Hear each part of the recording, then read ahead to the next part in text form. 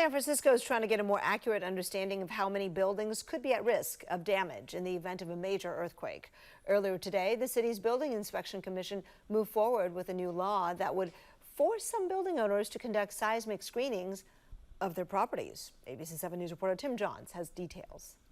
While no one knows for sure when the next big earthquake might hit, San Francisco says it's getting ready. On Wednesday, the city's Building Inspection Commission passed a new piece of legislation. That legislation requiring owners of concrete buildings to hire an engineer to complete a seismic safety screening. Supervisor Myrna Melgar authored the bill. We know that there are potentially hundreds of buildings.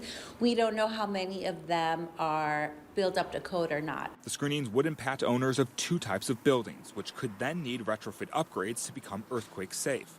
The first are known as tilt-ups and include things like warehouses and grocery stores. The second type are so-called non-ductile concrete buildings. These are older concrete buildings that get their strength from concrete that in some cases may lack the sufficient steel reinforcement to resist a really large earthquake.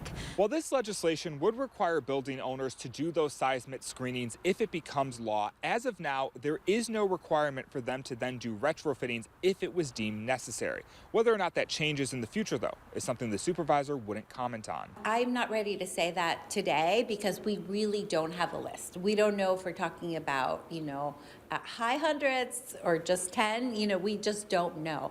And that has to be weighed against the cost. City officials estimate the cost to do the screening can range anywhere from a few hundred to a few $1,000s. The cost, Supervisor Melgar says, is worth it, especially when considering the possible life-saving implications. We live on the San Andreas Fault. It is unstable ground. This is a very small cost compared to the cost of insurance, to the cost of things, when things go wrong, what could happen. The legislation still has to make its way through another committee and then be passed by the full Board of Supervisors in May in order to become law.